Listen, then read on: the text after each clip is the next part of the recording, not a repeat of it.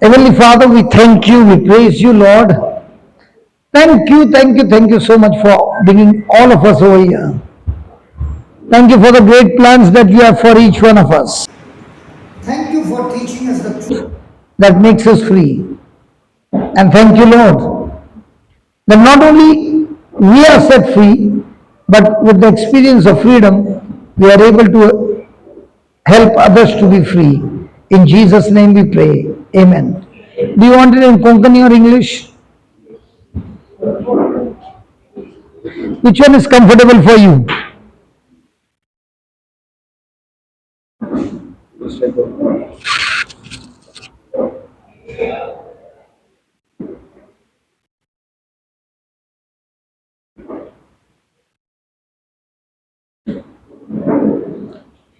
Which one is comfortable for you, Baba? Konkani चलता ये English चलता? English, okay, English. So let us go to Romans chapter 5.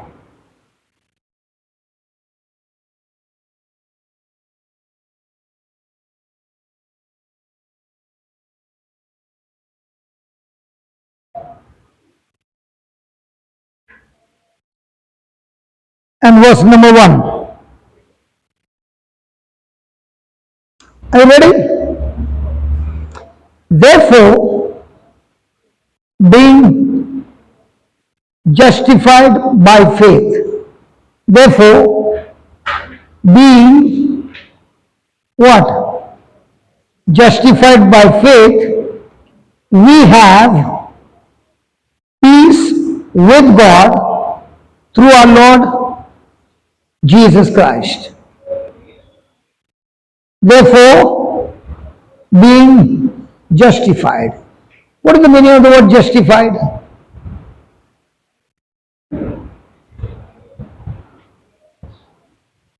Have you heard the word justified before? Okay, let me give you an example. If I am going by car and you are with me in the car, I am driving and talking by mistake, I jump the traffic signal. Will the police stop me? Yes. Will it demand for a penalty? Will there be a fine? So what if I don't have the money for the fine?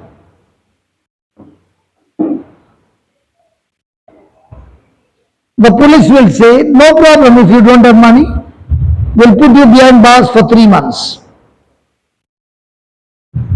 So, I'm supposed to be a criminal and they are going to give me a penalty of 3 months imprisonment. But because you are sitting with me in the car, you surely have mercy on me. So you surely show me love and you will say, it's okay, brother, I will pay the fine on your behalf. And you paid the fine. She is the police officer. Whom will she give the receipt of the money that is paid? To me or the person who paid the money? She'll give to the person who paid the money or the one who was a criminal? In whose name will be the receipt? In my name. In my name. But who paid the money? So we were all under heaven's law that demanded a punishment called hell. And there was no way any of us could make the payment. Because the payment for this is sinless blood and sinless life. So Jesus died for our sins by taking our place as a substitute, by being our representative, that every sickness, disease, curse, you name it, everything, he took it upon himself and died in our place as a substitute. And on the cross he said these words, it is what? Finished. That means I have made complete payment for all that we have done. Now he died. Was he buried? Yes. Now when he was he buried with his mistake or was he buried because of our sin? Are we baptized? So are we in union with Christ? Yes. So when he died, did we die with him? When he was buried, did we get buried with him? Now, because he was sinless, he rose from the dead. Adam was sinless when God created him, but Adam's disobedience got him to death. God never designed death for man. God never designed sickness or disease for man. God never created sorrow for man. God created man holy, perfect, in his likeness and image, and that man would live forever. But it was man who disobeyed God, and because of which man became a sinner, and through that man we were made sinners. That means we got the nature to rebel against God. Is that clear? Hello, is that clear? Yes. So now, even if Jesus has to forgive us our sins, and let's say he forgave all our sins, he washed you clean, what happens the next day? Are you clean the next day? I'm asking you. But the next day you went and did the same sin. So that's why you should understand, even though Jesus has to forgive me of all my sins, but if he does not deal with the sin nature, then I'll end up committing sin again and again. For example, you give 100 baht to the pig, where will he go? How come you know that exactly? Why will he go into the muck? That is his nature. So what is the nature of man? To rebel against God. But did God create that nature? No. He created our nature to be in his likeness and image, but the disobedience gave us that nature. For example, tell me honestly, in one day, how much time do you spend on thinking about yourself?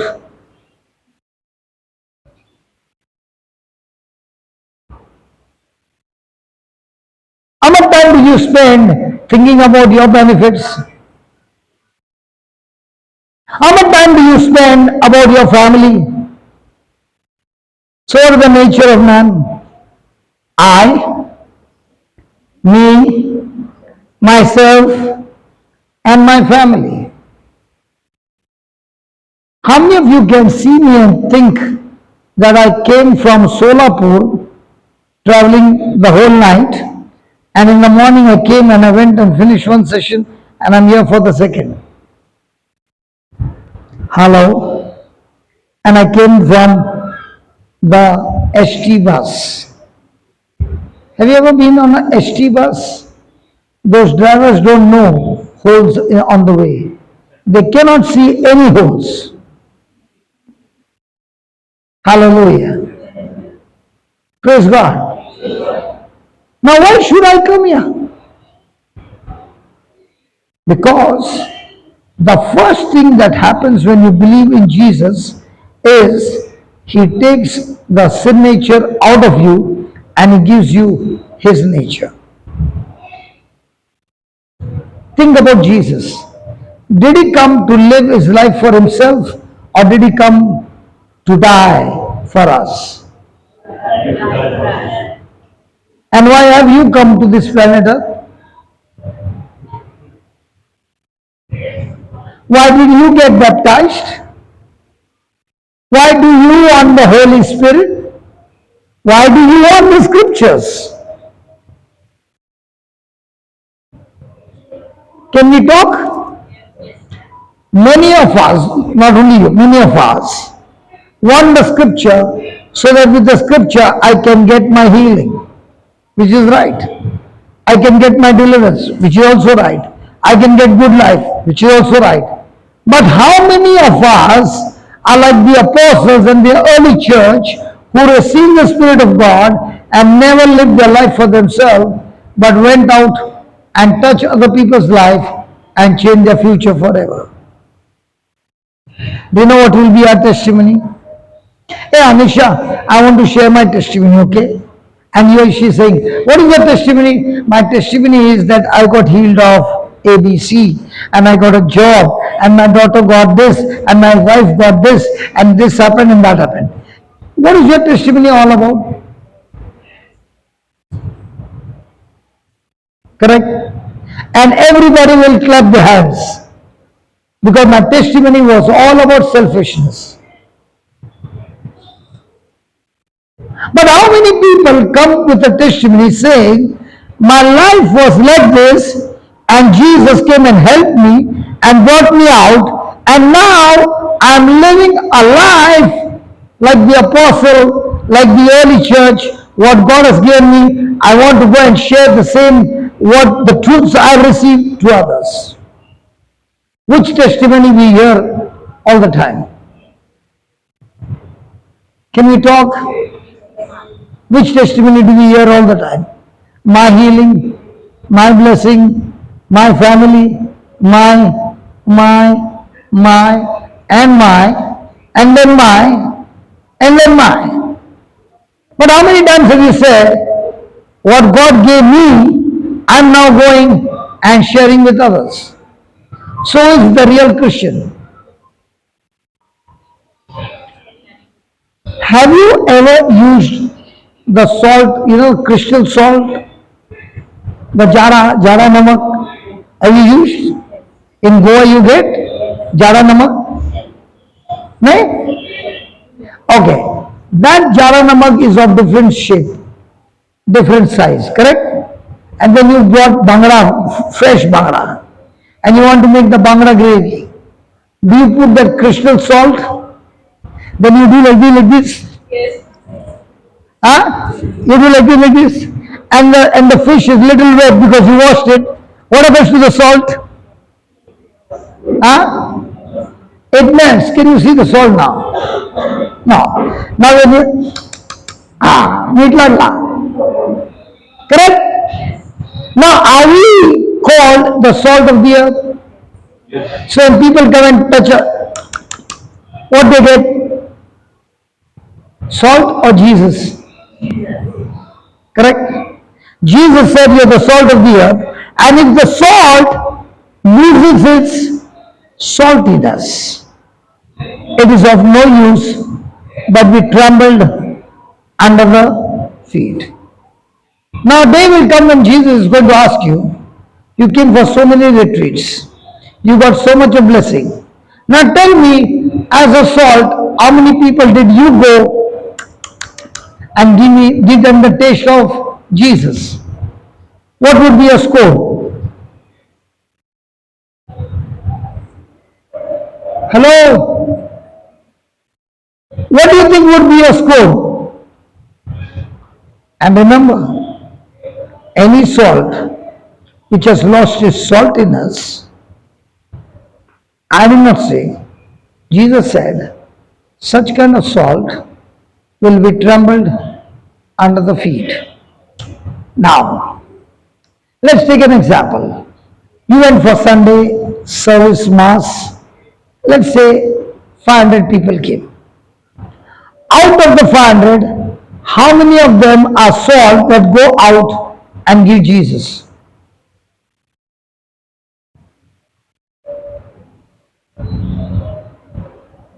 When I was small, the priest would say, the mass is ended. Go in peace. And then, बस उधर ही रुक गया.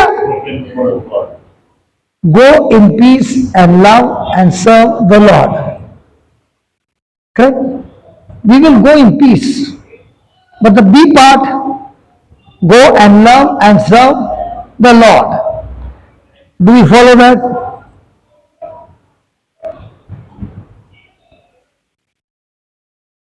So we who were destined to go to hell got cancelled and God gave us heaven. We are all justified by faith. Just read that 5 verse 1. Romans 5 verse 1. Therefore, being justified by faith, we have peace with God. Why is the Bible saying we have peace with God? Because before we received Jesus, we were enemies of God, rebels of God, and we had nothing to do with God. We did say, I love you, Jesus, but the whole day we spent with Jesus or with the world. Okay, I said 500 people came to church. Sunday is the holiday.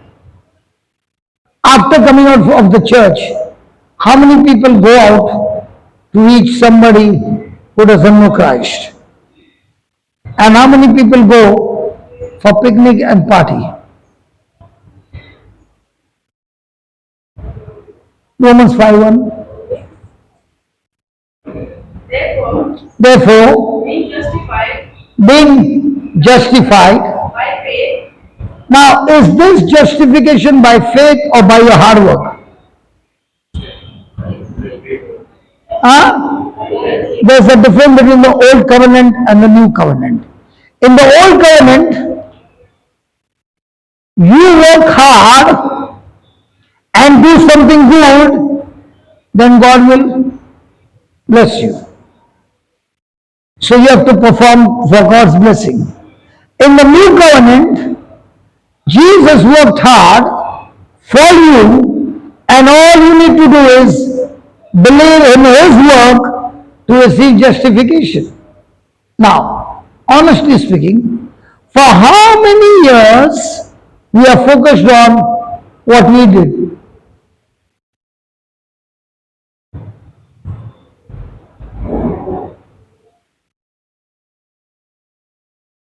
And the Bible says we are supposed to be focused on what Christ did. What Christ did on the cross is not only my substitute, is not only my representative, He took my place and got me adopted in the family of God. And because now I belong to the family of God, I receive inheritance from heaven. No, Goans will not understand. You will, don't clap. The Goans will not understand. But they don't know what is inheritance. Goans, you know inheritance? Yes. Okay. A had a big property. A and B, husband and wife.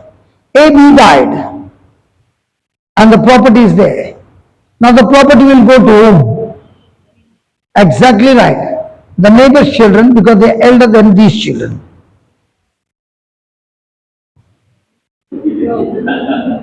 Whose children will get? A and B. Why are A and B receiving? Did they work hard? Means what? Huh? Inheritance, why? I am also struggling so much, and I am saying, if only my parents were in Goa, I would have got a Portugal passport. Now there are so many who got Portugal passport. Did they work? Just because their parents belong there, they got it. If I would have got it, I would not have to stand in a visa for every country. I need that Portugal passport even in my dream, because then I don't have to stand in the queue for a visa. I get visa on arrival. You are getting, I am not getting, I am also Indian, you are also Indian.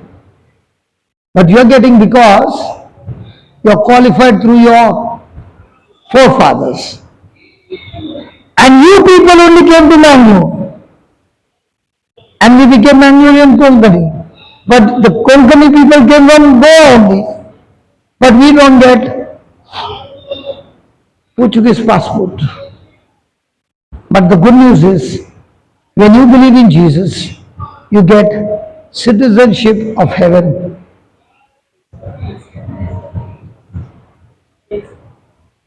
And to get that citizenship of heaven, you have to present your documents through the Word of God. So Jesus bled, set me free, adopted me in His family, and made me the adopted child of God, and Father God, who is God, became my heavenly Father, and through Father, I'm not only justified, I've got peace with God, the relationship is restored, and now I receive inheritance. So now, healing is because of my inheritance, or healing is because of my goodness. Prosperity is because of inheritance or because of my goodness. Heaven is because of my goodness or because of inheritance. Imagine, through Jesus, we are born again, adopted in the family, so that we inherit the blessings of God. Now what happens to the person whose father died, mother died, the property is there, and the son doesn't even know about the property? It happened in Kalangut, New Creation Home. There was an old man who was brought to New Creation Home. His memory was gone. And he loved the birds. He loved the hen, the ducks and all that, and he would spend his time with them. One day for the retreat, somebody noticed that old man. And they said, what is this old man doing here? And they said, why? Not this old man. Yeah, he is here for more than 8 months. What is he doing here? We said, why? Because this old man has got at least 300 to 400 acres of land. He has lost his memory. He is big patrao, not small patrao, big. And the news reached home. What do you think the next day would have happened? The family came to take him. I don't know what was the reason. Can there be a reason? What reason?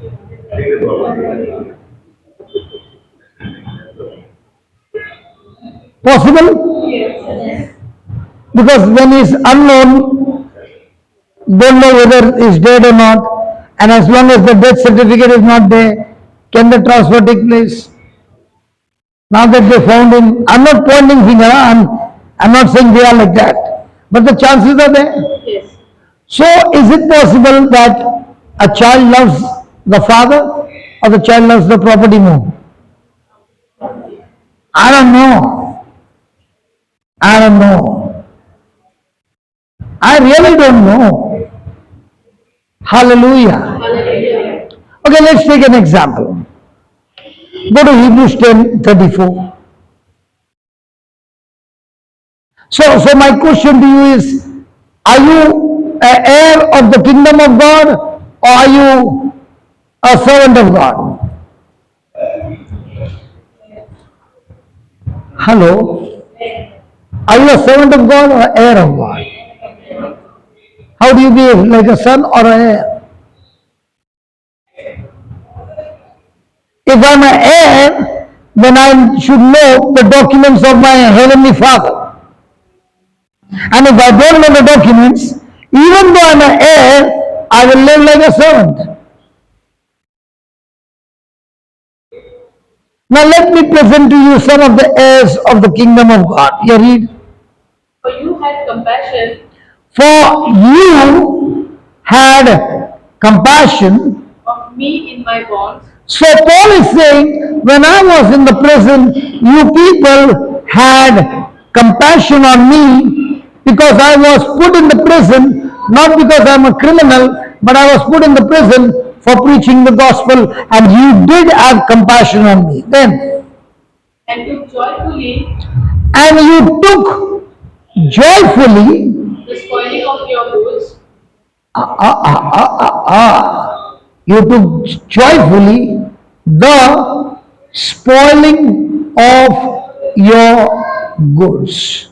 Let me give an example. Recently in Manipur, were there some crisis? Praise God. Now when there were crisis, those people, the houses were taken, their properties were taken, they were told to leave the town or the village. In the same way, during that time, the properties were taken and everything was taken. And then, read that again. For you had compassion For you had compassion of me in my bonds, of me in my bonds, and took joyfully and you took joyfully the spoiling of your goods, the spoiling of your goods. knowing in yourselves, What? knowing in yourselves, Knowing in your, in myself, that you have knowing in myself what? Hey, knowing in myself what? That you have, knowing in yourself that you have, in heaven a better, you have on earth a better, heaven, you have on earth a better, in heaven a better, hey, on earth or in heaven? in heaven, When you have better, on earth or in heaven? in heaven. अरे आता आल्याने तुला उत्तर मिळाला in heaven बोलते When you have better inheritance on earth or in heaven? In heaven. And where's the eyes? Do we have better inheritance in heaven or on earth? In heaven. Okay. And an enduring substance. So why did these people, when their properties were taken, all possessions were taken, they were joyful? Because they believed that they have better inheritance in heaven, and that's why they had an enduring spirit, they had a perseverance, that extreme patience, extreme joy, because they were saying, you can kill this body, you can destroy this property, you can do all these things, but one thing you cannot do, the things of heaven cannot be touched. And I am the inherited heir of that kingdom. So every day, where is your joy? Let me just ask you. I can see a gold chain around your neck. Is that gold or brass? Gold. And let's say you went for a morning walk and somebody pulled a chain. Example, I'm not prophesying. Somebody pulled a chain, and right before your eyes, you can see him turning the chain and going on the bike. Now, what will be your attitude? You'll be angry and sad also. Little tears also will come. And so that also will come. Now, is my joy, because I was talking on repentance the other day in the Hindi class, and I said, which person needs to repent? So in the class, everybody said, the thief needs to repent. And this lady whose chain went, she said, before the thief can repent, I need to repent. So I said, what do you need to repent? So she said, if you had to ask me, I would have surely not given. But when he snatched it, I said to myself, Lord, I repent.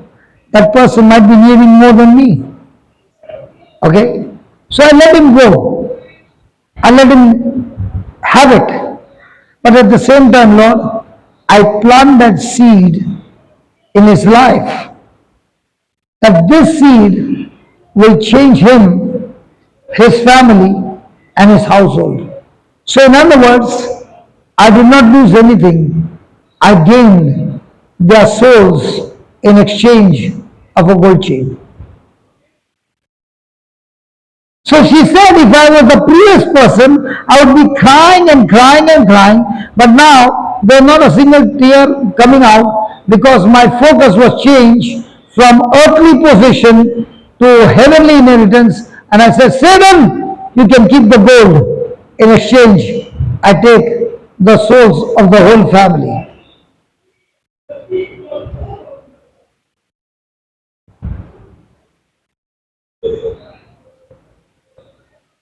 So our joy is on earthly position or heavenly position. So then if it is heavenly and the chain is gone, thank God you don't have to give much accounts.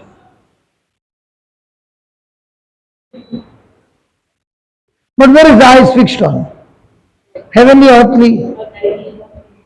So something earthly has left your hand. Do you become sad? But if you are focused on heavenly, can you become sad? Can anybody steal Jesus from you? Can anybody steal his peace from you? Can anybody steal his joy from you? So is your eyes fixed on? Earthly or heavenly? All your overall answers are good. So let me pray to God that somebody will come and take your goods.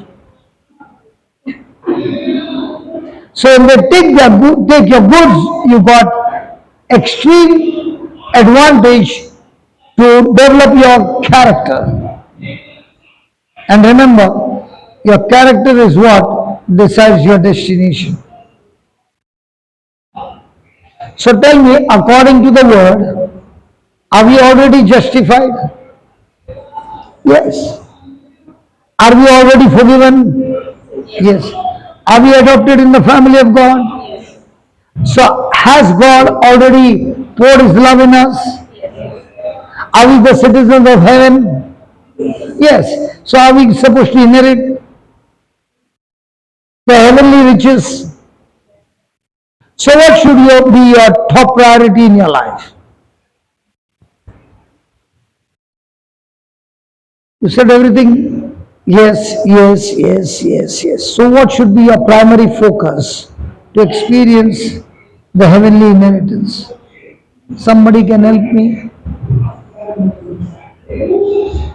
Can you write down? Can you please write down? What should be my primary focus to experience the fullness of God in my life? Write down. As a Christian,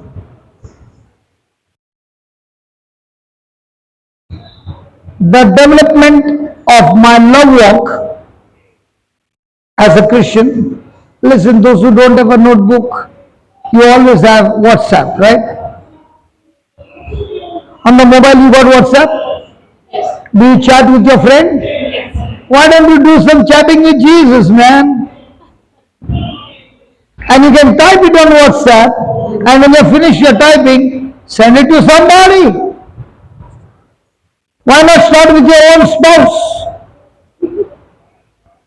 and your own family? So everybody got mobile? Baila sagina. Mobile. Baile kanya modegi na. Mobile. Kaya baile kanya ano ba rin mobile? As a Christian, the development of my love walk, the development of my love walk must be my primary focus.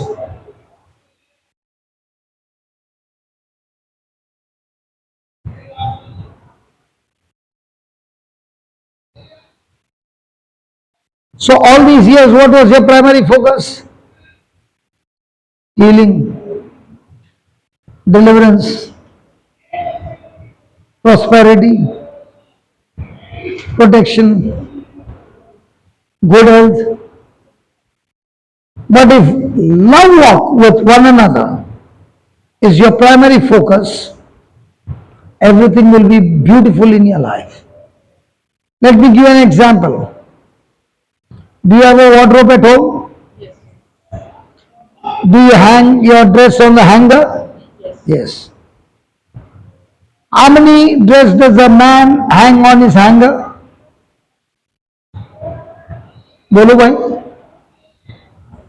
He puts 5 shirts and 3 pants on one hanger. Even that hanger is like this. But his wife, she is so systematic, one dress on one hanger.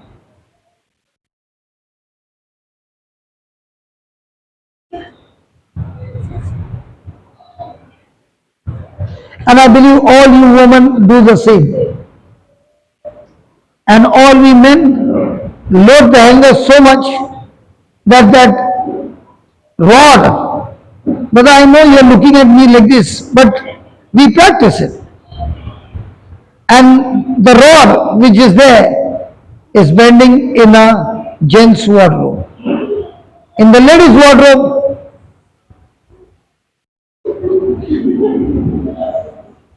brother, what are you thinking about me?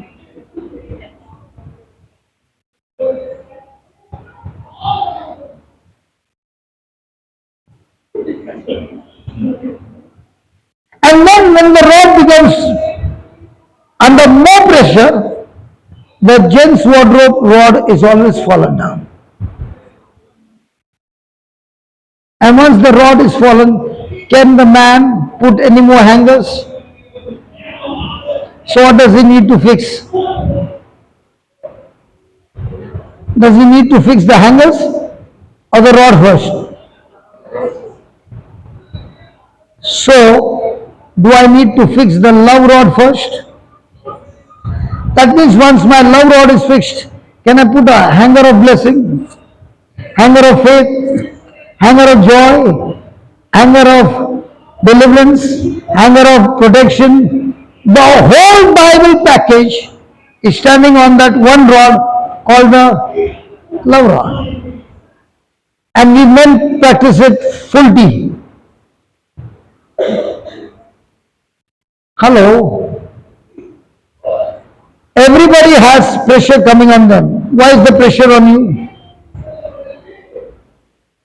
The devil knows.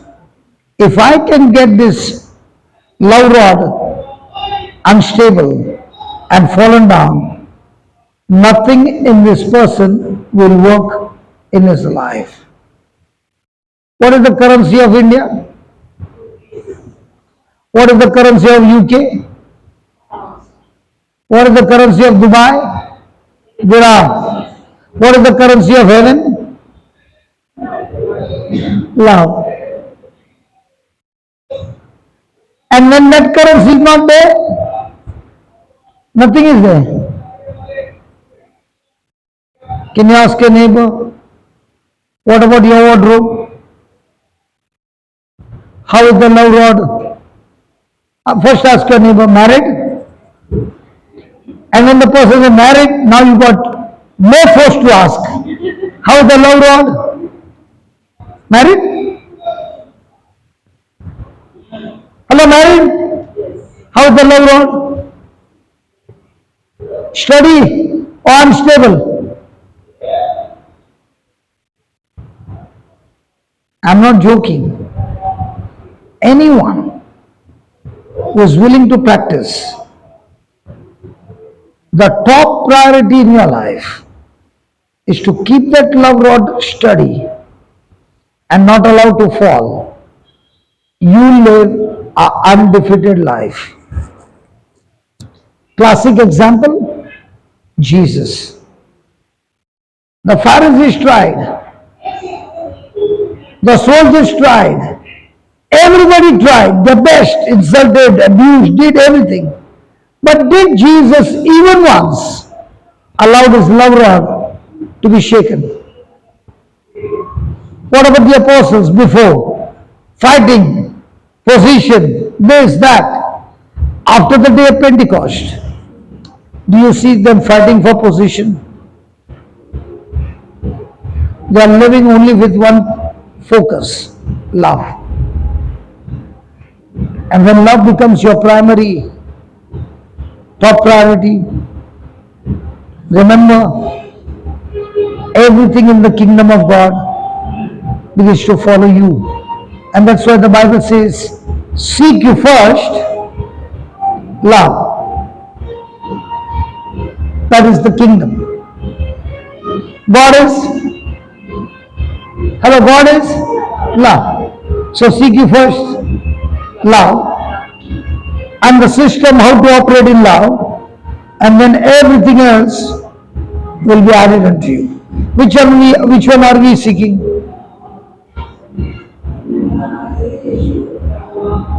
Hallelujah. Can I ask you a question? If we spend 2 hours singing and we don't learn the system, when you leave this door, what happens? When the battle starts at home, that time you start dancing. Are you able to dance? Or every emotion of yours is triggering and you are in depression and all that? That's why listen, Jesus did not go around teaching people to sing. He went around teaching people the truth. And again he said, repent. What is being taught, change your thinking. Apply that word in your life, and you will be unbeatable. Victory is guaranteed. No matter how much opposition comes, don't retaliate. Hallelujah.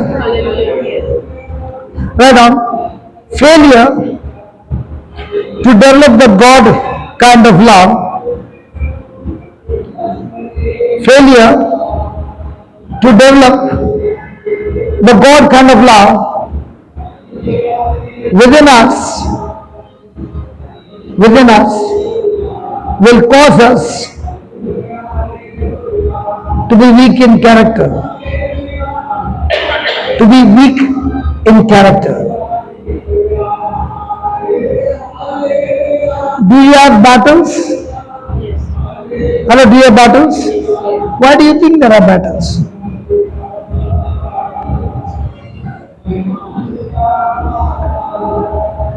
Why do you think there are battles? The battles are only for one purpose, to build your character like Jesus.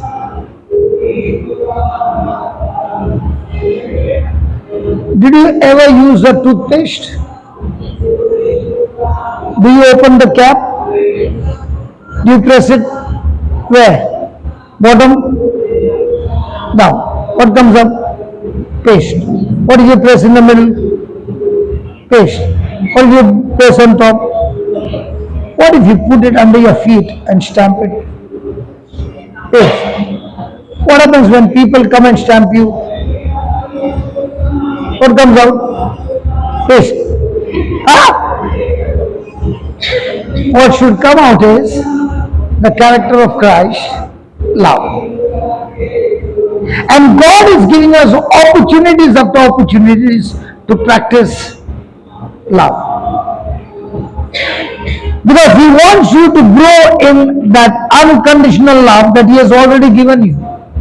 Open to Romans 5 verse 5.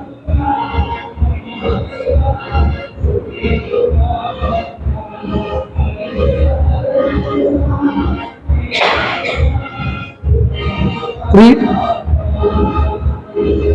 And hope make not ashamed, And hope maketh not ashamed, because the love of God Because the love of your spouse, the love of God, because the love of your spouse, the love of God, the love of your spouse, the love of God, the love of your spouse, love of God, is it your love of your spouse or love of God? love of God. And where are you looking?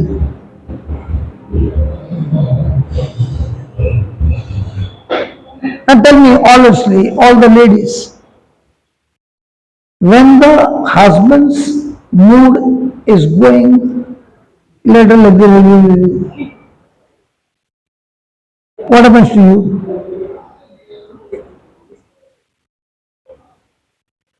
Hello? Nobody wants to talk. We also believe.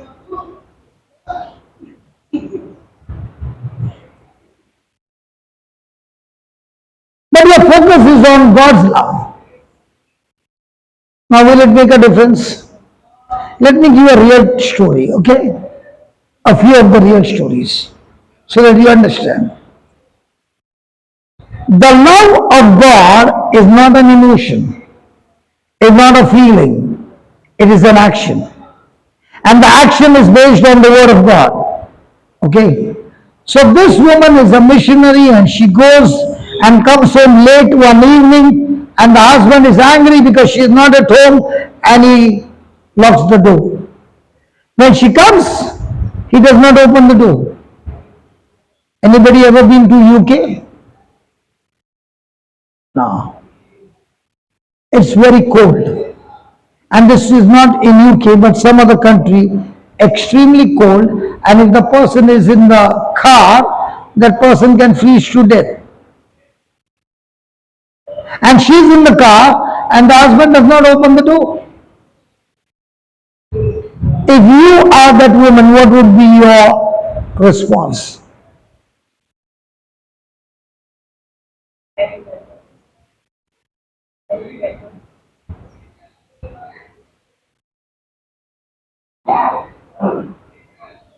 You got already leopard skin. Come on, tell me. What would be your response? At least negative emotions. Don't give me such a smile. When you're going under such pressure, you'll be smiling? Come on, I'm asking you. Will you be smiling? No. So she is talking to the Holy Spirit and the Holy Spirit says, the garage door is open. So she parks the car in the garage. The whole night is gone. Early morning she rings the bell. And the husband is ready for the fight because now he knows the wife also is prepared, I have also prepared. And when he opens the door, she runs into his arms, gives him a good hug, gives him a good kiss and says, I have to prepare your breakfast. I'm so sorry. Let me go and finish all your work. What happened to the husband? Had he expected the wife to be that way? So he says, I put you out the whole night. How can you love me when I treated you so badly? And she says, he told me to love you the way you are. Who is that he? No, he's asking, who is that he? So she says, my Jesus. So that morning, he tells his wife, can you introduce me to your Jesus? I want what you got. And he gave his life to Jesus. And the same man, at that time he was a plumber by profession, a stammerer, in his mid-50s, he gave his life to Jesus, and that same man raised 24 people from the dead. Could the wife ever think the previous night, tomorrow is my husband's last life of old life and he's going to be converted? Did she win the battle with love or with bitterness? Was Adam and Eve inside the garden? Yes. When they disobeyed, were they inside the garden or outside the garden? Outside the garden. Inside the garden everything was blessed. Everything was good. Outside the garden, everything became bad. Now, the husband who responded this way, is he inside the garden or outside the garden? Outside the garden.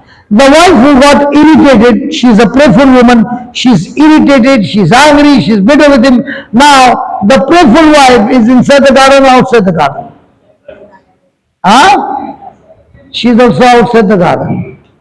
But she spent the whole night not short circuiting love. Now, is she inside the garden? Battles are won by remaining inside the garden, not outside the garden. That's why many people seated here are saying, I'm praying and praying and praying so hard. My first question is, before you start praying, have you entered inside the garden or are you still outside? Well, inside the garden is love. Outside the garden is bitterness. So just because she treated me badly, I don't even want to see her face. Don't look at me. So what happens?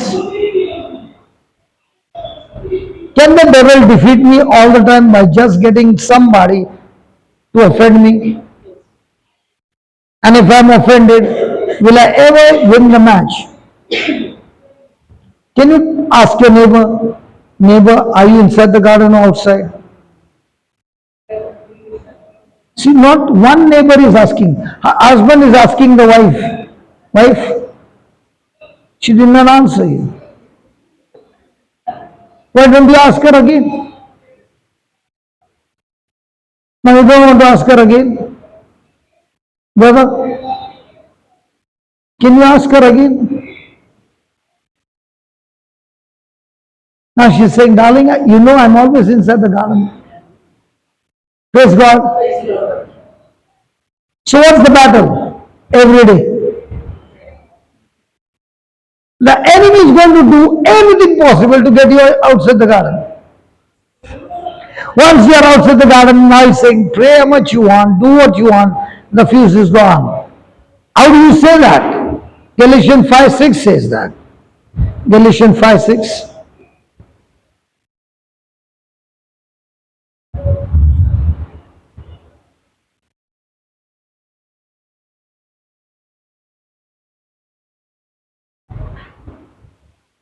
For in Jesus Christ,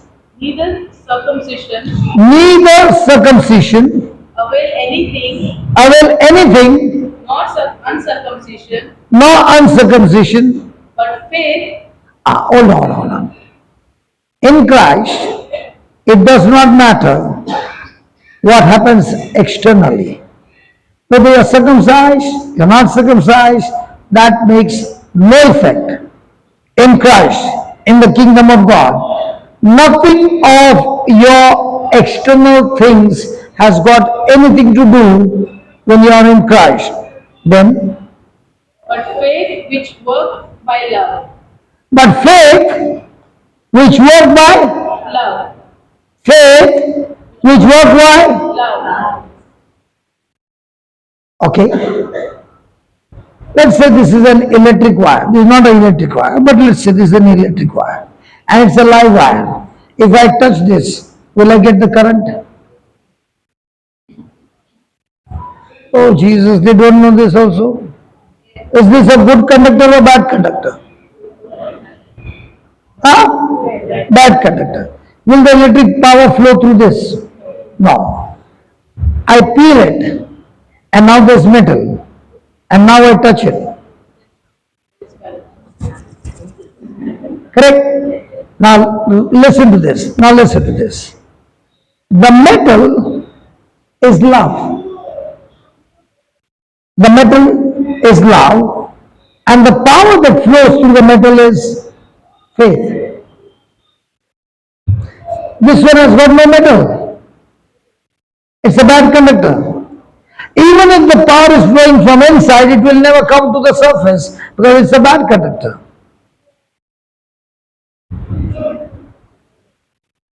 Without the metal, can the power flow? Without the love, can the anointing flow? So faith comes by hearing and hearing by the word, which is the power of God, and love is that metal through which the anointing called faith flows. So in a day, how long are you a good conductor and how long are you a bad conductor?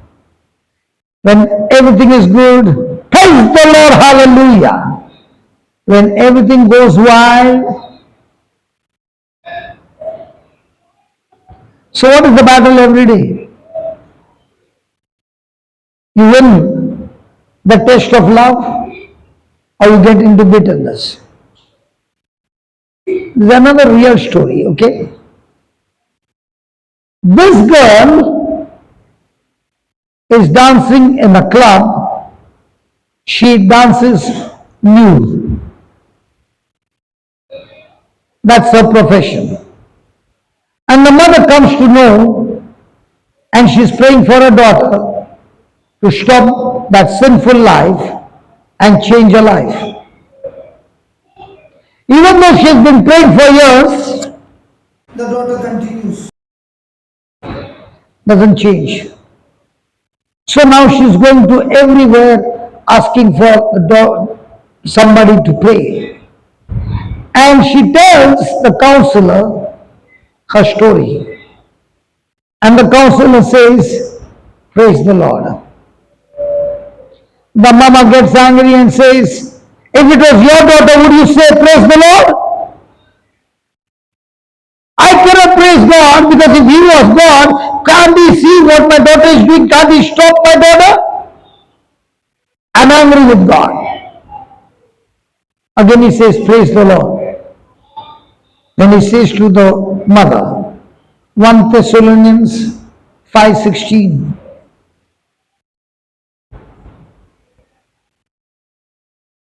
One Thessalonians 5:16.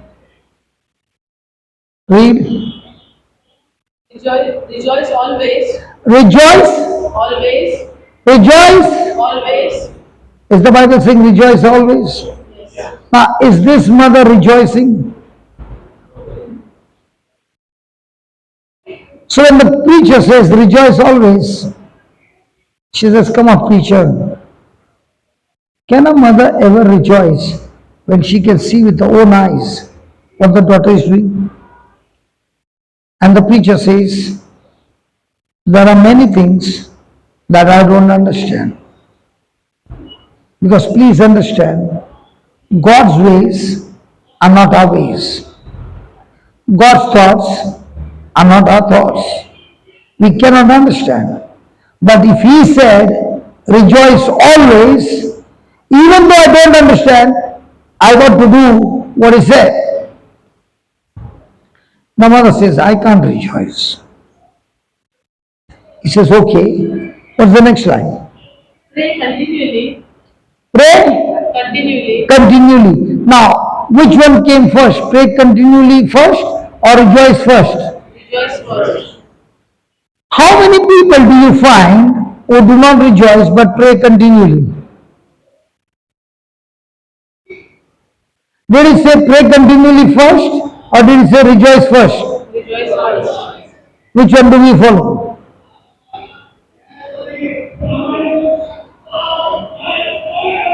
So it says if you rejoice first, pray continually, then it gives you the third point. Look at the third point. Give thanks in all circumstances.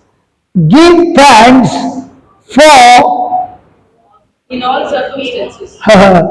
give thanks for In all circumstances. for In all circumstances. for In all circumstances. for In all circumstances. I said for. In all circumstances. What's the difference between for and in? Yeah, I could see your fingers going this way. Yeah, tell me.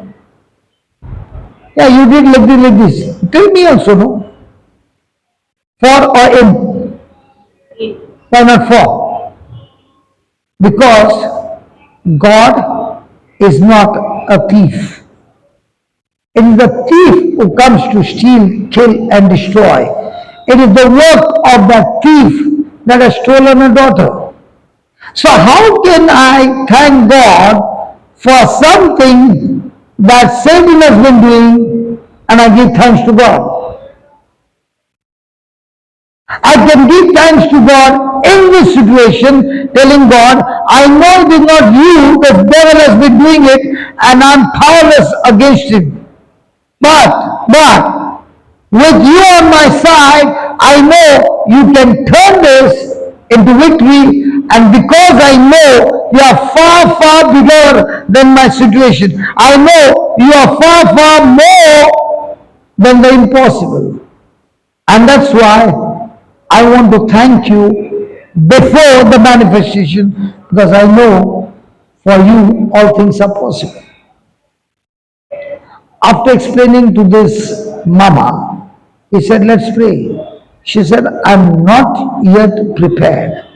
All that I can remember is my daughter. How can I prepare? How can I praise God when my heart is so heavy? He said, okay, open to Mark 4:26.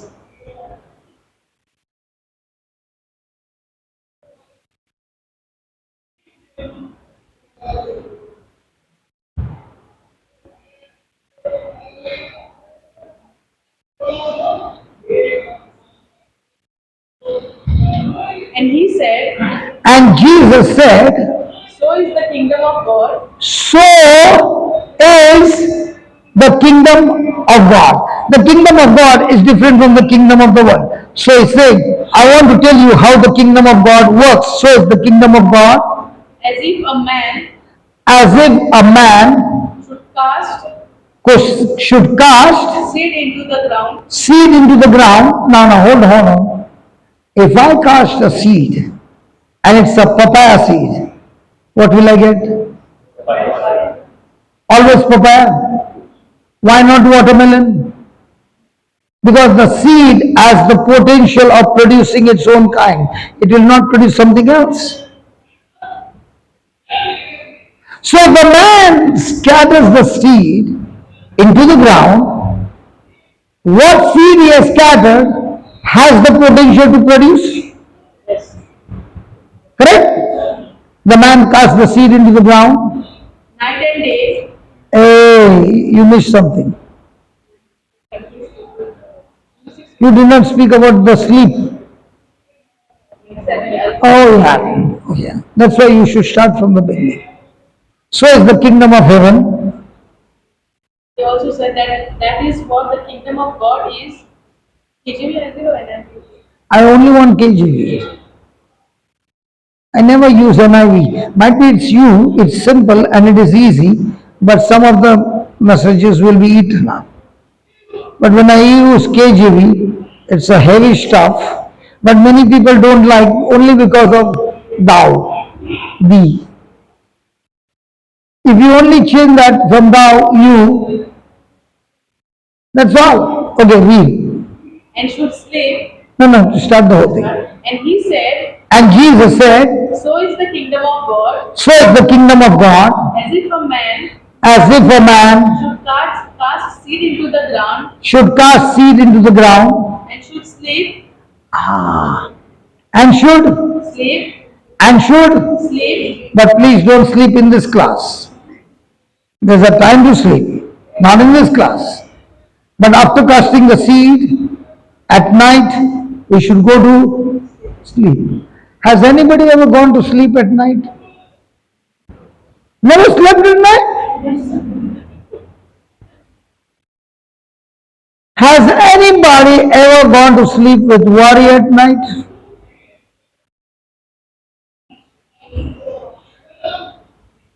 So when you went to sleep with worry, is the seed cast into the ground or uprooted?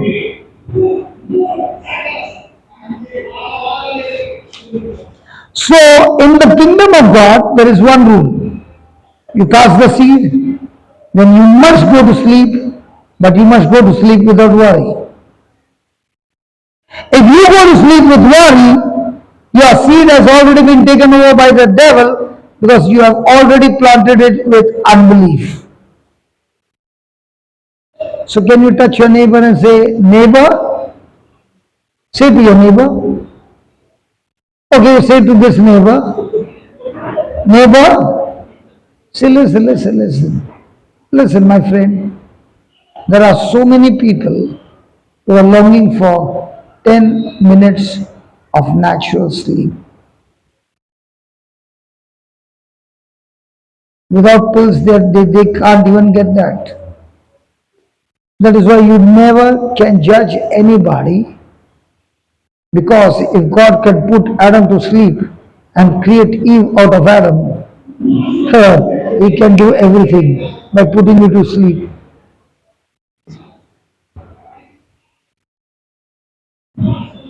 Hallelujah. Okay. In the kingdom of God, tell your neighbor, neighbor, after you planted the seed, tell your neighbor, please go to sleep, but without worry. That's the condition. No worry allowed. Plant the seed, go to sleep. Plant the seed, go to sleep. Oh, you can't tell me why you want to tell him.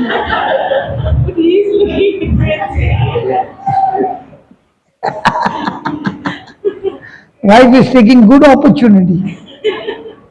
Go to sleep. Praise God. So we have been praying, we have been planting seeds, but we get disqualified because we are champions in worrying. So go to sleep. And should sleep and rise night and day. And then during the day he must rise. Night and day. Night and day. So what does he do during the day? Do all his responsible work. And at night, please go to sleep without worry. And then? And the seed should spring and grow up. What happens? You cannot make the seed grow, but the seed has the potential to sprout and grow. And then? He know not how. He knows not How. Can I ask your wife some question, if you don't mind? She's already smiling. Okay. How many children you got? One. Are you heard? How did he create the heart of the baby? Now, first thing, did it come from your garage? Manufacturing? How did you create the eyes? Heart? Head? You don't know anything. Only you know to start the process. Okay. Once the process was planted, could she say, listen baby, freeze for 1 year, I've got some urgent work, after that start growing. Can she do that? No. Will the seed once fertilized, once sprouted, will it grow? Every day it's growing? Yes. Come on. Yes. After 9 months when the seed became a fruit, matured, did she have to tell the fruit, please come out? Or the fruit separated from the tree? The fruit will separate from the tree when it is ripe. When the fruit came out and she saw the fruit, what did the grandma say? Hey, look at the eyes, they look like grandpa. Look at the nose, that nose looks like mine. But did anybody see the seed? Did she see her seed? Did he see his seed? No. But when they met together and got fertilized, the process began, and after 9 months the maturity came. In the same way, the word of God is God's seed, and when you plant it in your heart without worry, the Spirit of God will fertilize that seed inside your heart, and the process will begin, and it will continue till the seed has matured and brought in the harvest. Don't ever ask how. That's how the kingdom of God works. So how do you plant the seed? With your mouth, you speak it. Your ears are hearing what you spoke. It enters your heart. Let me give an example. The doctor gave you a bad report. When you heard the bad report, how many times did you speak the bad report to yourself? Many a times? Come on, many a times? So now, because of the bad report, what happened to your health now? And might be the report was wrong. But you kept on thinking about the bad report. Can that destroy your health? Now you got a bad report, but you got to speak the good report of the kingdom of God, and you spoke it, you spoke it, you spoke it, you went to sleep without worry, without anxiety, because you are sure that what is written shall come to pass. Now what happened?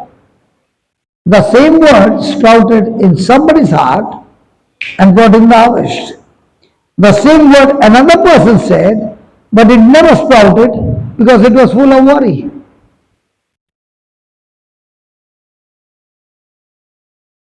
Are you getting it? Yes. So is your life of worry or faith? And faith works through. Love. So in a day, how many times you have to go through a love test? If you don't have anybody to give you a love test, I can pray to God and God can bring really nasty people in your life who will put a test on you again and again. Should I pray? Or you already have some? Hello, do you already have or should I pray? And let me tell you, God answers my prayers. So these nasty people who are there, they are supposed to help you or destroy you. Okay, let's say she went to the gym and he is the coach. He is not your husband this time, he is your coach. And he is a very good coach. And she comes there and he says you have to make a set of dumbbells, 15, one after another, 30 seconds rest, again 15. Now is he putting pressure on her? Yes. Are her arms paining? Yes. And he says 10 sets. She's already crying. But he's saying, I'm not leaving you till you finish 10. Now has he put pressure on her? Yes. Is it difficult? Yes. But with that pressure is she doing with crying? Yes. After 1 month, what pressure he had put, is it the same or she has mastered it? Now when she is putting pressure, is this hand paining? With that pain, are the cells dying? Yeah, those cells have died. And in that same place, new cells are formed. And because of the new cells, her hand is getting the muscles. In the same way, when you have this word of God and you're putting pressure on the word of God and circumstances are coming and you're putting pressure on that and you're going on putting pressure, your old flesh thinking will die, and in the same place, now the Spirit of God will give you new spiritual muscles called love. So without the training, will you practice love? So do you need some people in your life? So the next time somebody is putting pressure, what will you say? That's the big coach putting pressure on me. Okay, go ahead coach, I'm ready to practice love. And as you begin to practice, in the beginning it will be tough. But because of the practice, you will master it. And now the pressure means nothing because you have overcome that pressure with love.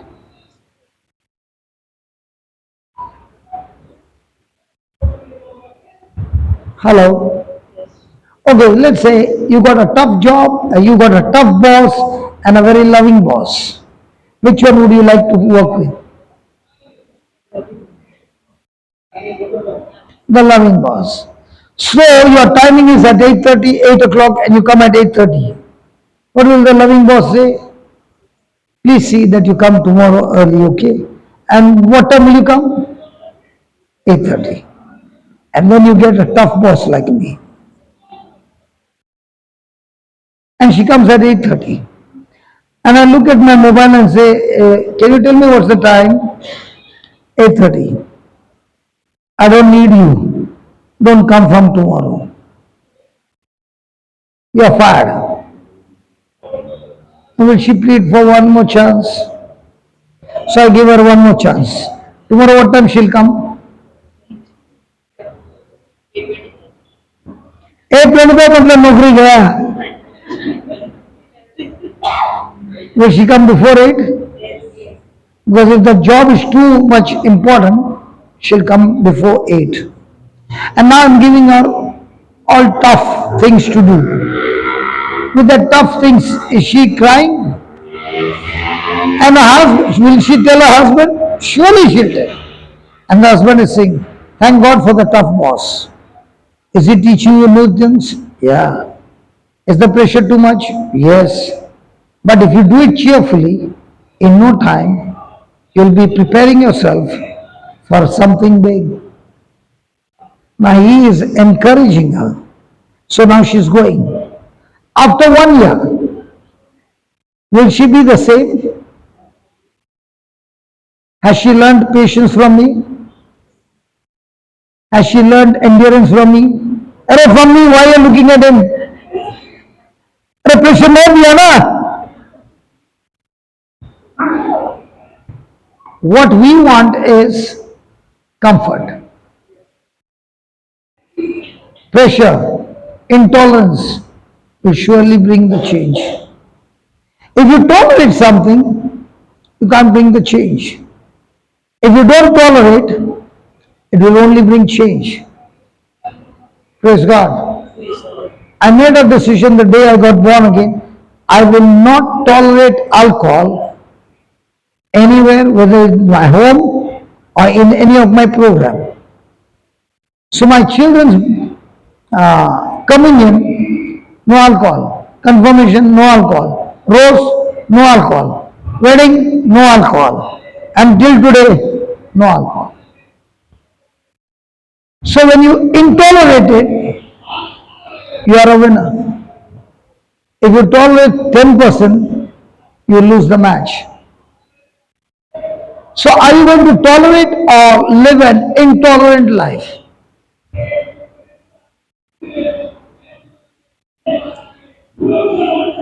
Right now. The weakness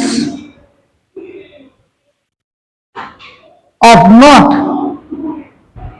walking in love, the weakness of not walking in love will hinder us from experiencing the manifestation of God's goodness in my life. So somebody will say, brother, that's my weakness. Actually speaking, have you ever heard somebody say, temper is my weakness? Jealousy is my weakness. Have you ever heard? It's not actually a weakness. It is actually, you have given your flesh freedom to dominate that area of your life. It's in your thinking. And if you have allowed your thinking that is contradicting to the word of God and you have not attacked it, then it will attack you and finish you.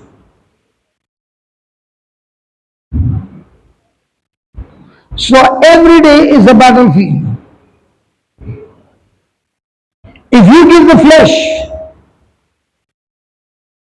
room to dominate any area of your life, he will not only rule over your life in that area, but from that area he will enter in to bring self-destruction in your life.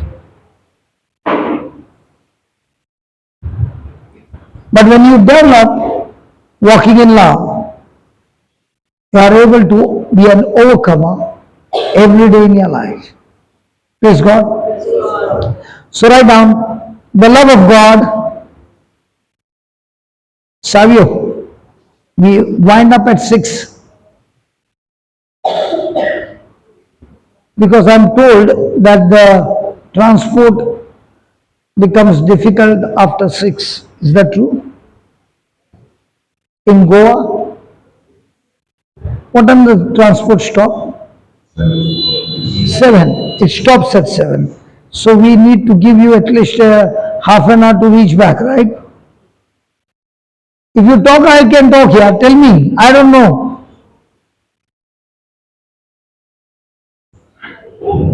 Hello, what time does the bus service stop? So we can go up to 6:30? No problem.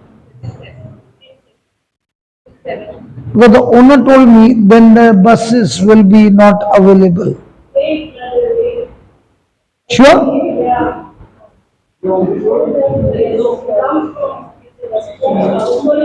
No, no, on this road. So it is there up till 8 o'clock? Okay, then we will stop at 6:30. Is that okay? We don't want you to be stranded on the first day and then you go around and saying, that fellow did not give us leave and we go at the bus stop till the next day.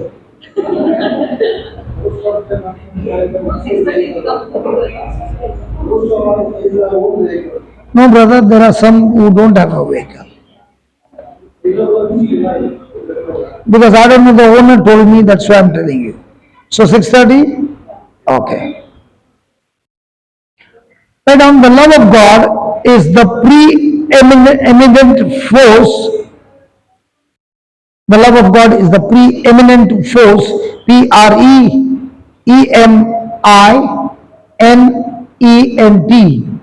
preeminent force in the kingdom of God.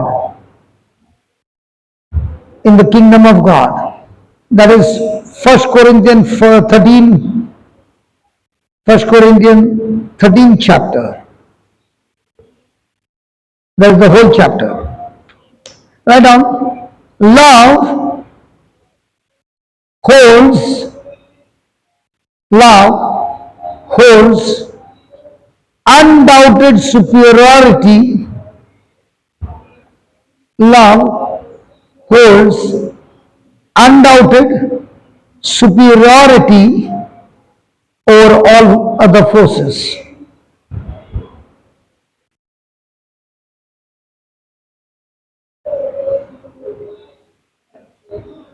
So now listen. When the counselor said to this woman that when you operate in love, there is no force above God's love. And God's love can be practiced only by obedience to His word. So the word of God says, rejoice always. The word of God says, pray unceasingly.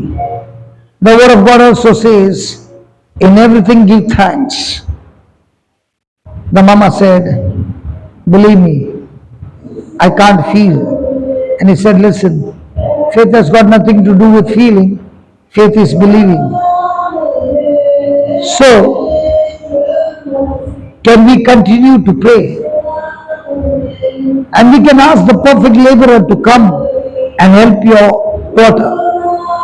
So they both knelt down and the counselor led her in prayer and said, God, we never knew that with our bitterness, with our anger, with our unbelief, we are no longer inside the garden but outside the garden.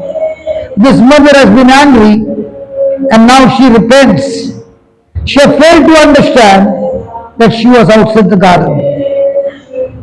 And now she wants to practice 1 Thessalonians 5, 16, 17 and 18. which is not possible humanly, but by your Spirit it is possible. So Lord, we rejoice. It's not on our emotions, it is on our faith. So we rejoice always, as the word says. We pray unceasingly, and even in this situation we give you thanks, Father, not knowing how we are going to turn it around, but we give you thanks in everything, because this is your will.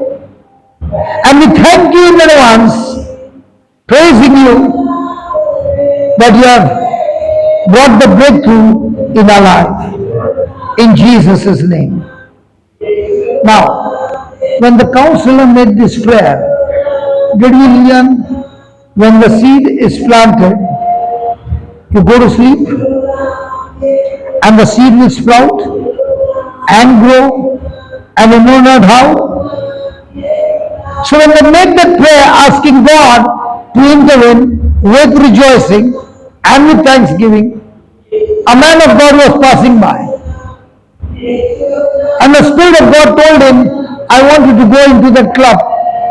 He said, God, looking at the door, you will never tell me to go there. That has to be a Satan.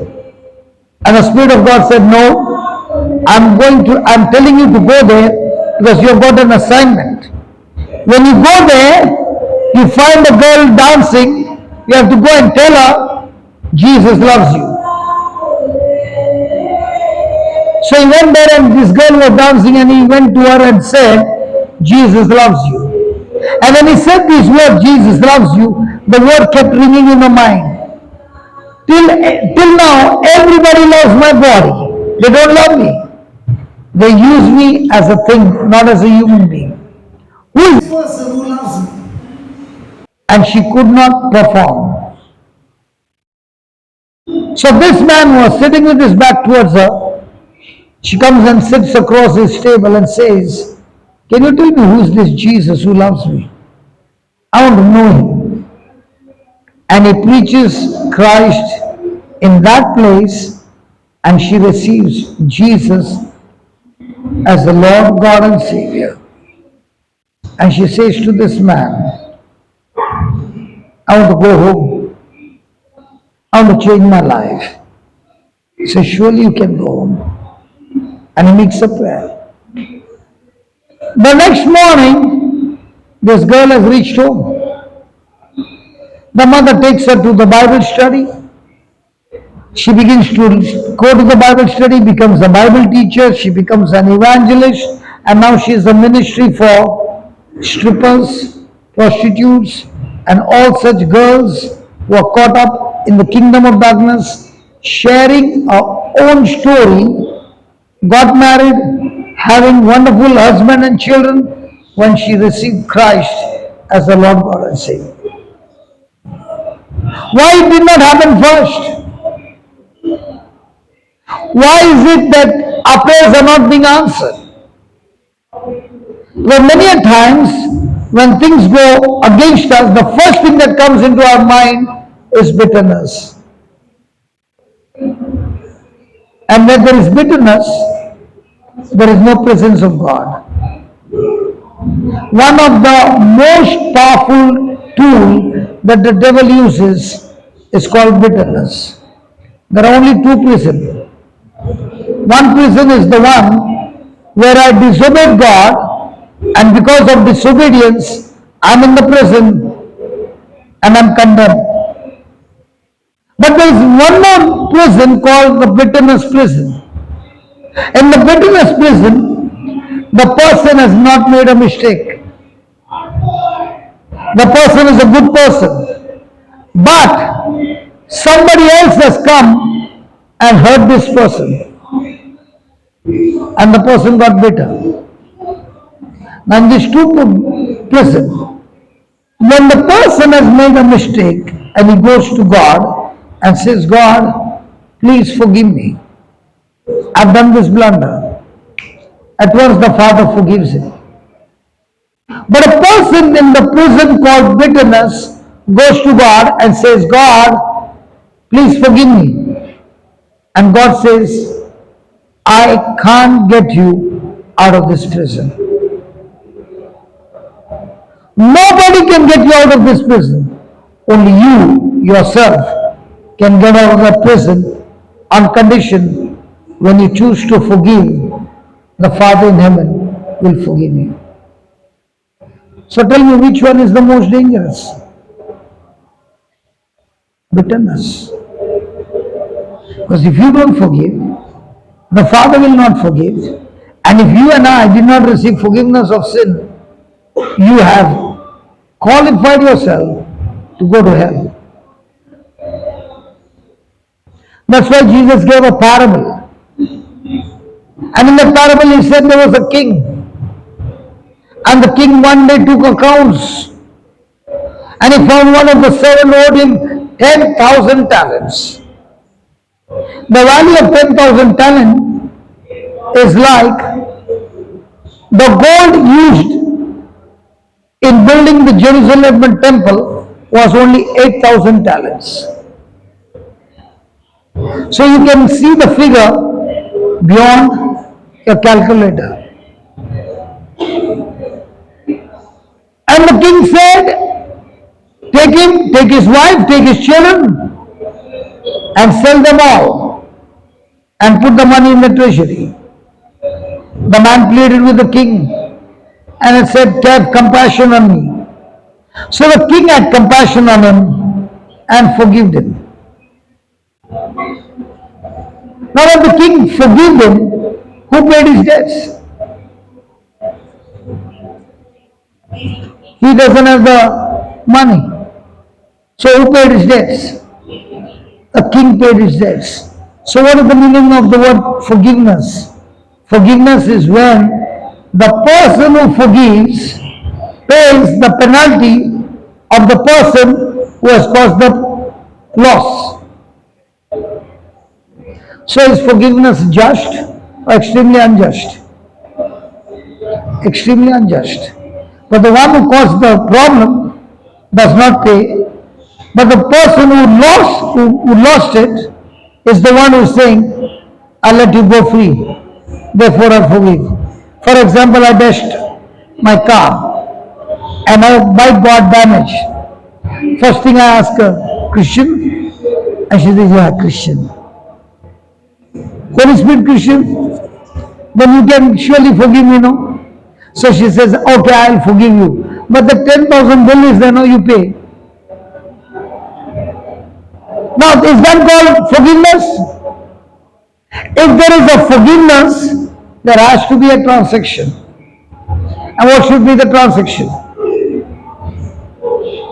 The person who forgives pays for the guilty. Did Jesus forgive us? Did he pay for the guilty? That's why he could forgive. Now, how much did the servant receive? 10,000 forgive, 10,000 talent. And that servant is you and me. Every day we do crime against heaven. And we can never repay.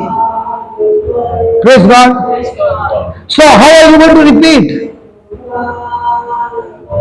I can't repay, but Jesus paid it on the cross. Now having received 10,000, that servant had no compassion on the other servant who had to pay him 100 shillings. Have you all received 10,000 forgiveness? Imagine out of the 10,000 you have to pay 1 rupee. Is it difficult? Hello? The day you understand how much God has forgiven you, it won't take even a moment for you to say, Lord, with the forgiveness that you have given me, I choose to forgive this person unconditionally. Because your unforgiveness can take you to hell. Have you ever heard this dialogue? Unless he comes here, kneels down and tells me, sorry, I will not forgive. Have you ever heard such dialogues? So when I forgive somebody, am I doing a favor for somebody or am I doing a favor for myself? So, if you understand you're doing a favor for yourself, do you want to delay forgiveness? How many times it has happened? Because something happened and that unforgiveness is still going for years. And if you die tonight without forgiving, it's extremely dangerous. Because even though the Father wants to forgive, He said, I cannot until you forgive. So if the devil can't trap you into sin, can he surely trap you into bitterness? Can we talk? Is it more dangerous? And the more and more, okay, you check out. Anybody in your family, in your friends, any person, you check out a person who is very sensitive for small things gets offended, okay? You check that person's health. Thank you. You check that person's health. Will that person be healthy or extremely sick?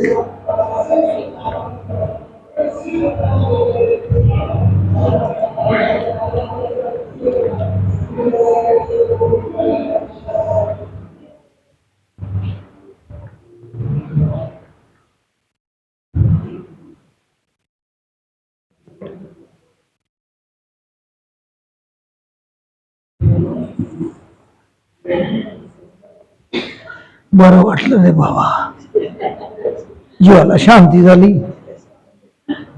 Thank you. ताण लागलेलं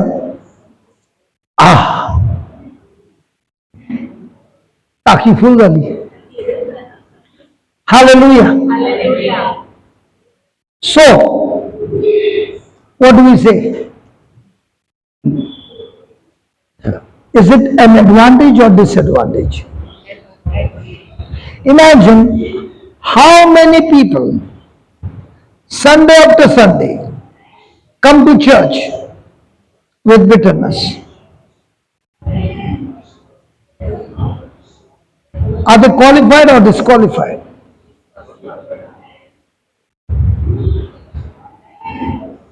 Praise God. Write down. My failure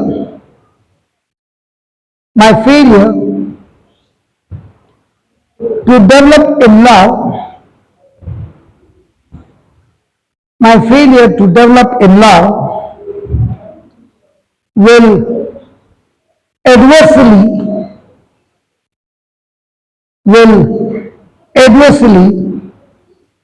affect every area of my life. Has anybody ever experienced bitterness with somebody in life? When you experience bitterness, do you hear the voice of God or do you hear the voice of the devil?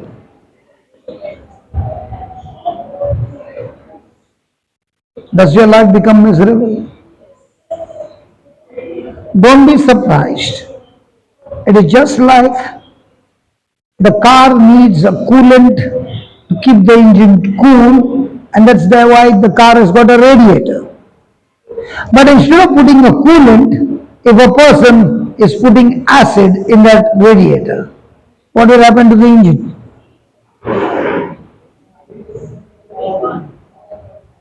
Engine is gone. So many people's lives are gone before they are called. Look at a person who is all the time joyful, and look at the person who is all the time bitter. He will look even older than his age, because his spare parts are getting damaged. And where there is love, the branch is full of sap, fresh and green, producing fruit even in old age. Praise God. Praise God. So write down, my refusal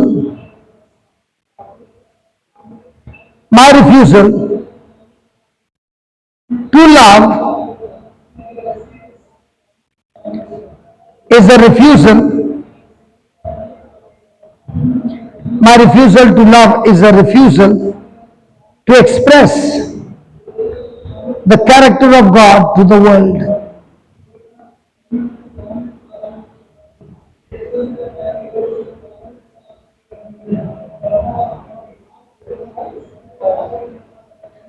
Have you ever put a gold chain outside or inside? When people wear gold and the necklace, they put it under their dress or outside. Why? To show your husband. Very good. After showing your husband, you put it again inside. That means you are showing it to your husband and everybody. So as a Christian, what are you supposed to show?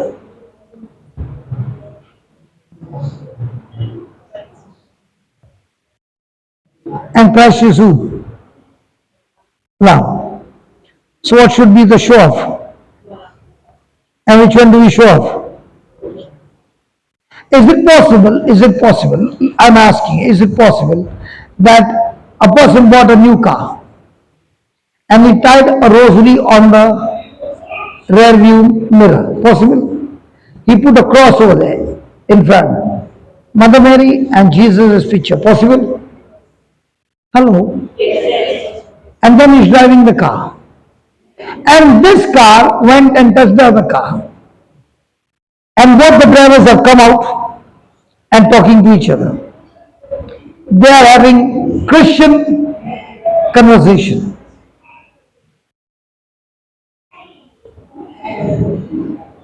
And the cop comes and takes the driver with the rosary and the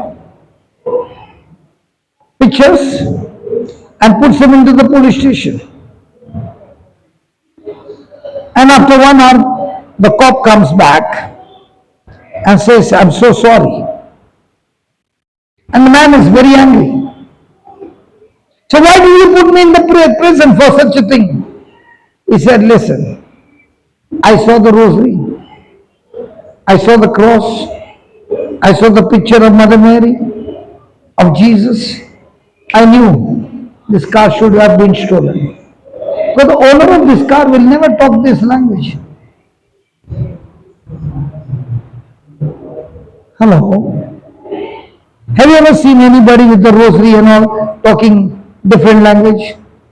They'll always talk Bible language. Why? Because they got a rosary on the car. You've never seen any time on the road? I always see on the road when there is a fight, the person with the rosary always speaks, praise the Lord, hallelujah, thank you Jesus, I love you Jesus. That's why the police will help him. But if he says any other language, the police doesn't even have to ask his ID, because he knows the owner of this car is a Christian. How can he talk this language? So be careful when you put a rosary.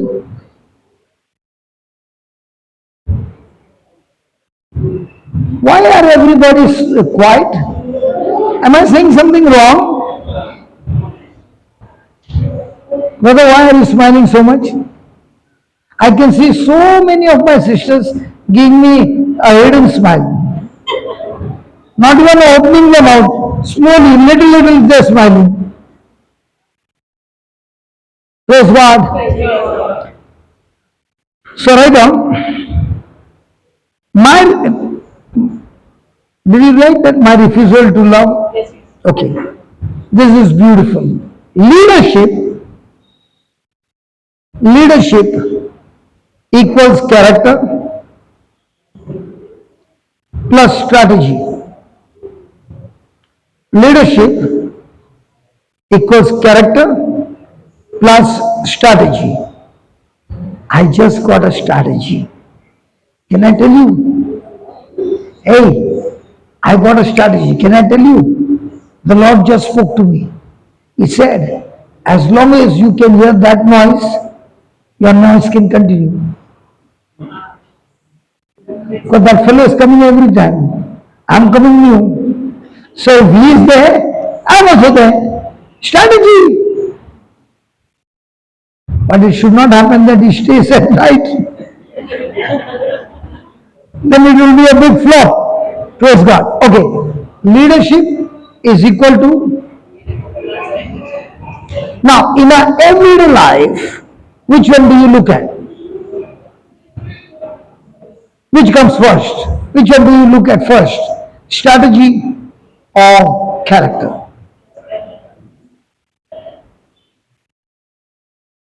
When you go for an interview, what do they look first? How will they understand your character? Yeah. They will see your certificate, right? So what are they looking for? Your qualification, how much have you studied and all this. But in the kingdom of God, what does God look first?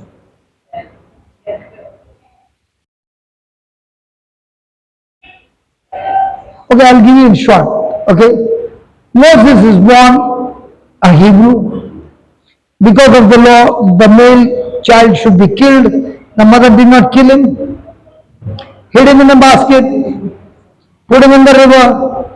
Pharaoh's daughter picked him up, adopted him. So Moses was raised up in the Pharaoh's house as a prince. Life was very beautiful. He was a prince. He was an excellent warrior. He was excellent in his studies. He was excellent in everything. And a day came when he came to know he is a Hebrew. An Egyptian was attacking on a Hebrew. Moses got into the fight, gave him one slap, the man died. Did he intend for him to die? So now, is Moses a murderer? Yes. When he came to know that others have known that he is a murderer, he has to run. Now, which way can he run? There's only one way to run, into the desert. Is he a master in a desert? Is he a mighty warrior on the battlefield? Does he know the system of the desert? Does he know where he can get water? Does he know which direction to go? He knows nothing. But the Bible says God was with Moses and God helped him to cross the desert on the other side. When he reached the other side, he is longing for water and he looks at the well. And at the well there are some young girls. And these girls are being troubled by some men. Now, is Moses a champion when it comes to this? Come on. He is not a champion in the desert. But when he comes for a fight, is he a champion? He beats those men and saves those girls. Now will the girls go and tell their dad? Will the dad invite him? So the dad invites him to have supper and then offers him a job. Whom? Moses. Now is Moses still in his palace dress? Because when he came to know, he could not go home to pack his bag. Hello?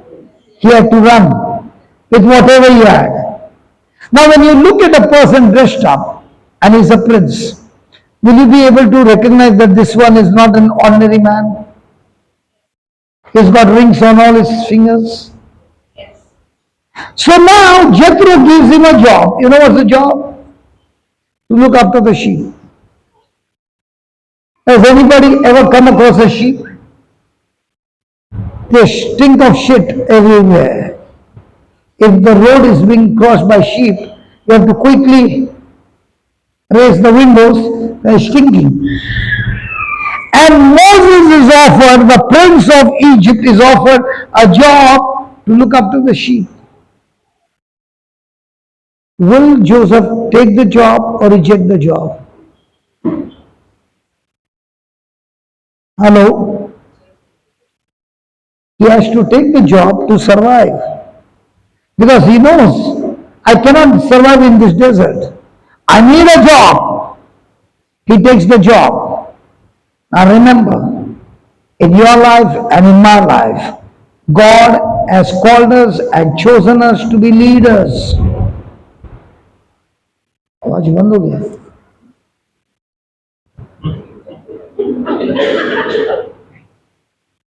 आवाज बंद हो गया ना हम लोग को भी बंद करना पड़ेगा I'll finish this and we'll close because I want to obey the one who owns this place, okay? Next time we'll have it at 9 o'clock, okay?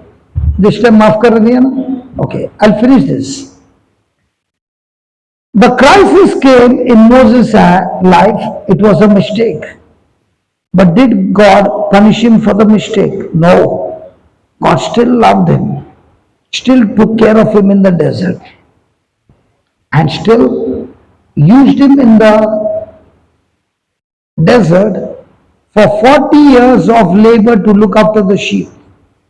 So did Moses become a champion in the desert?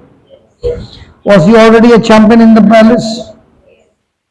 And then God is using his training and his practice for the next 40 years to bring the people out of Egypt to the promised land.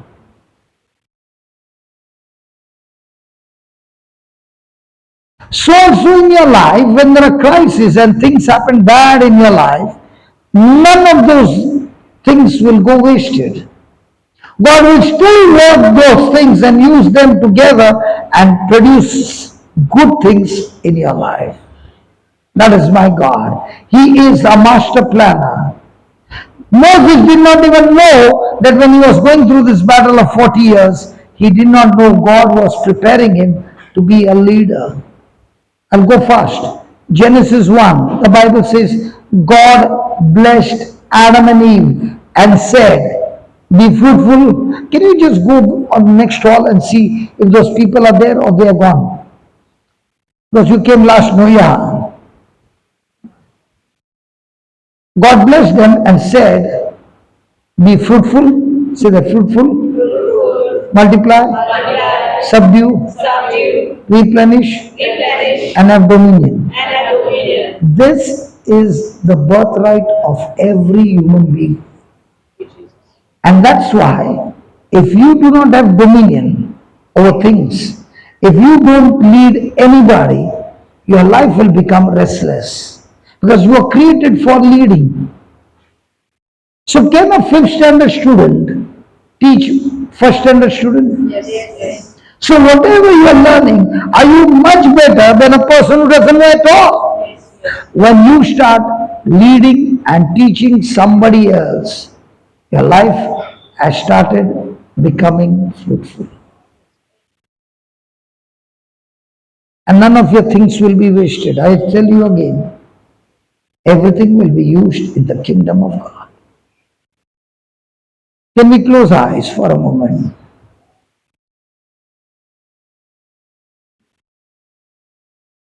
And can you talk to God?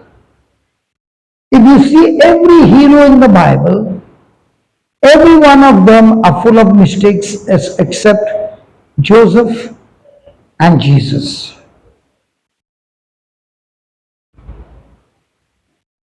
And in every people's life, their mistakes were not condemned. But God in His mercy forgave them, and their mistakes, God turned it for their good. If Joseph was not sold as a slave, he would never come to Egypt, and he would never become a governor of Egypt.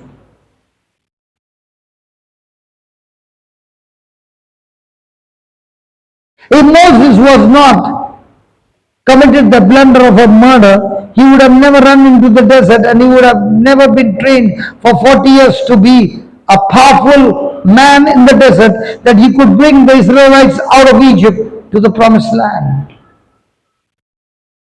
If David was not invited when Samuel came to anoint him, he would have never been able to fight Goliath and chop off his head.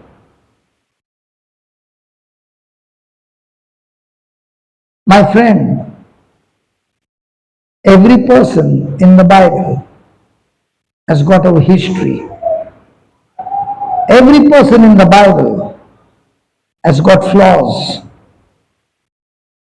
And yet God never rejected them. God used even the things that devil used against the people. He never abandoned, but he worked all things together for good for those who love him, for those whom he has called according to his purpose. And that same God is saying, I got a purpose in your life. You are not an accident. Though people would have said, you're good for nothing, you're useless. I remember my teacher saying to me so many times, you're good for nothing. But when I look back and I look now, even the flaws that I had, even the blunders that I've done, God took it all on the cross to set me free. And he has given me his love. My friend, 26 years back, I was broken and I did not even know that there was a future for me. It looked like my game is over. And the devil also said, your game is over, checkmate. And the Lord said, son, as long as you're breathing, the game is not over. Tell the devil, I'm still breathing. My God has not finished on me. It is just a beginning, devil. And thank God, God brought me to a Bible class. And it is the word of God that you learn that is helping you to overcome every crisis of your life. Tonight God has spoken to you about his love. And his love never fails. Father, in the name of Jesus, I pray that the seed that is planted in your heart, the devil will not be able to uproot this seed. This is your incorruptible seed. It has power, it has glory. And this incorruptible seed has power to create things of its own kind. Tonight in our midst, Lord, you have planted the seed of love, the agape love. And this seed that has been planted is producing the love that you have poured into their heart, and they're using this love day and night. And with this love, oh Lord, they're walking in righteousness, they're walking in holiness, because Christ is the way to holiness. Father, thank you. The war has begun, and your seed and your spirit working in us has turned a crisis into a masterpiece, purpose, and assignment for our life. And I thank you, Lord, that none of us, our experience,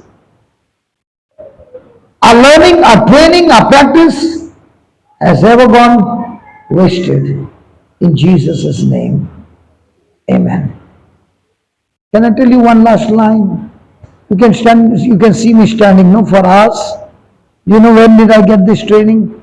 When I was working on the machine. From the age of 17, I was always standing and working. And little did I know ever that this standing, God was preparing for me.